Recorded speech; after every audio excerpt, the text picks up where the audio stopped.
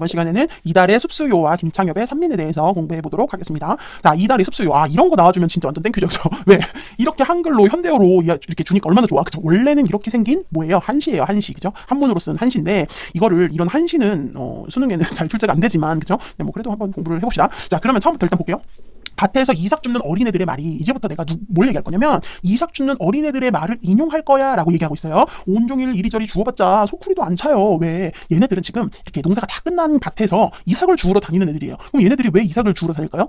먹고 살기가 힘드니까. 그죠? 가난하니까. 그럼 이렇게 가난한 삶을 사는데 온종일 이리저리 주워봤자 바구니가 안 찬다고. 그지? 올해는 벼베는 이가 솜씨가 하도 좋아가지고 한 톨도 남김없이 관창에다가 바쳤답니다 라고 얘기하고 있어요. 여기까지 요 세 줄이 다 어린애들의 말을 뭐한다? 인용하고 있는 거다. 인용하고 있는 거다. 그럼 도대체 이 어린애들의 말을 왜 인용했을까? 자, 그럼 볼게요.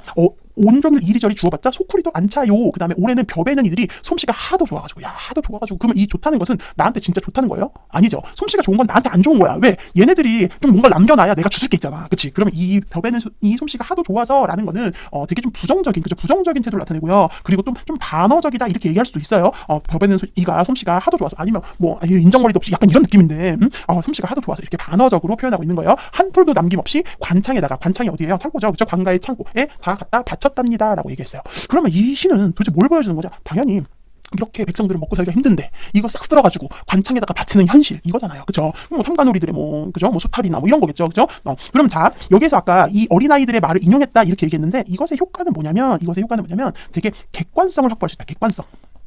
이거는 내 생각이 아니고 얘네들이 이렇게 말했어 라고 객관적으로 이 상황을 보여줄 수 있어요. 그죠? 되게 사실성 이런 얘기도 할 수 있고요. 그러면 당연히 객관적이고 사실적인 정보만 주는 거란 말이에요. 이게 지금 그러면 뭔가 고발이나 한 거 아니면 뭐 비판 뭐 풍자 이런 말 나올 수 있는 거죠. 그죠? 비판과 풍자. 그래서 이런 탐관오리들이 이렇게 관청에서 백성들의 삶을 힘들게 해라는 걸 비판하고 있는 거죠. 그죠? 그래서 이거는 그 탐관오리들이 이렇게 수탈하고 하는 걸 사자성어로 우리는 가렴주구라고 하죠. 가렴주구라고 하고요. 이거에 대한 비판이고 또 백성들의 삶을 또 생각해 보면 좀 불쌍해. 그래서 이 백성들에 대한 연민을 나타낸다. 이렇게 얘기할 수 있어요. 자, 이 시의 표현상의 특징은 너무나 간단합니다. 그죠? 이 시의 표현상의 특징은 뭐예요? 이 어린아이들의 말을 인용함으로써, 그죠? 이 상황을 되게 객관적이고 사실적으로 보여준다라는 겁니다. 자, 그 다음에 이제 김창엽의 산민인데요. 이 시는 이제 여러분이 1, 2학년 때 뭐 내신 공부할 때 뭐 탐관오리에 대한 비판 이런 사설시조 같은 거를 배울 때 이 김창엽의 산민을 한 번 정도씩은 보지 않았을까? 그런 생각을 합니다. 왜냐면 매년 가르치고 있는 것 같아요, 제가. 자, 김창엽의 산민인데 자, 한번 볼게요.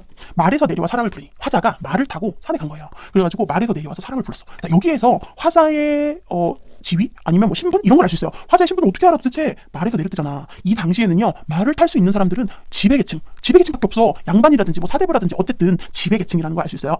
화자의 신분은 뭐 지배계층인데 뭐 양반이라고 할까요? 뭐 사대부라고 할까요? 어쨌든 뭐 지식계층이라고 할까요? 어쨌든 간에 얘는 뭐 평민이나 이런 애들은 아니야. 말에서 내려와 사람을 부르니 부인이 내 부인이 아니라 이 산에 사는 사람의 부인이에요. 부인이 문을 열고 나와보고는 초가지만으로 맞아들이고 나그네를 위해서 밥상을 내오는 거야. 자, 이 나그네 누구예요? 바로 화자죠. 그죠? 그럼 화자를 나를 위해서 밥상을 내온다라고 얘기 안 하고 나그네를 위해서 손님을 위해서 밥상을 내온다 이렇게 얘기했어요. 그러면 화자를 나라고 표현 안 하고 다른 사람 나그네 이렇게 표현함으로써 얻는 효과는 뭘까요? 뭐지?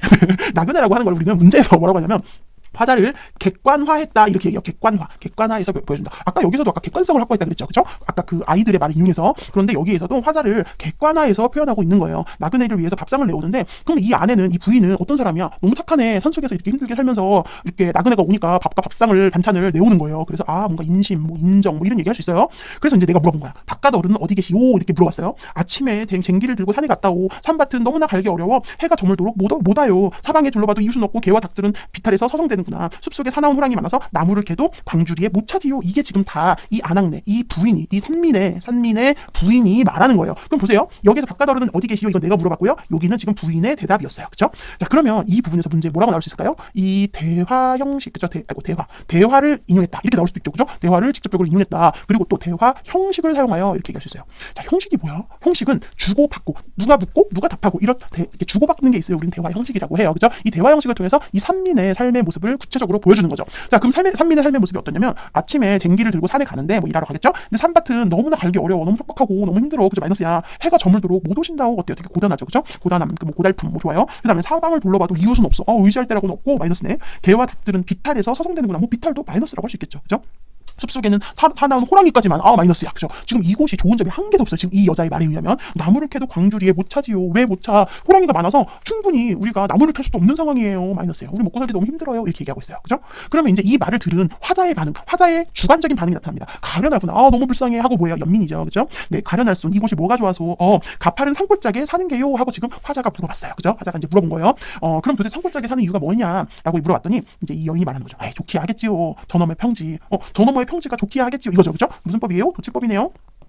가려 해도 고을 관리가 겁이 난다고. 고을 관리가 너무 무서워서 저 너머 평지에는 못 가요 라고 얘기하는 거예요. 그러면 봐보세요. 지금 여기에 호랑이가 이렇게 많아가지고 힘든데 이 호랑이보다 이 고을 관리가 더 무섭다는 거잖아요. 그죠? 이런 거를 우리는 그 한자성어로 이렇게 얘기합니다. 가정맹어호.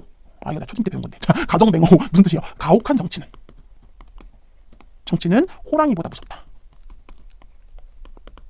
자, 그러니까 이 가혹한 정치가 호랑이보다 무섭기 때문에 우리가 평지에 못 가서 살고 이 산골짜기에서, 그죠? 이 산에서 살아갈 수밖에 없다라고 얘기하고 있는 거예요. 그죠? 자, 다시 한번 볼게요. 가련할순 이거 되게 중요해요. 가련할순 이게 왜 화자의 반응, 화자의 주관적인 정서, 태도가 나타나고 있다고, 그치? 그래서 연민이라고요. 이곳이 뭐가 좋아서 가파른 산골짜기에 사는 게요. 그러면 화자가 생각하기에는 산골짜기 마이너스 공간이고, 그리고 산골짜기 마이너스 공간이고 평지가 좋은 공간이죠. 화자가 생각하기에는. 그런데 이 산민들의 입장에서는 저 너머의 평지가 좋긴 하지만 고을 관리가 더 무서운 공간이다. 그럼 평지도 마이너스다. 고을 관리 때문에. 그럼 이 고을 관리는 당연히 탐관오리겠지.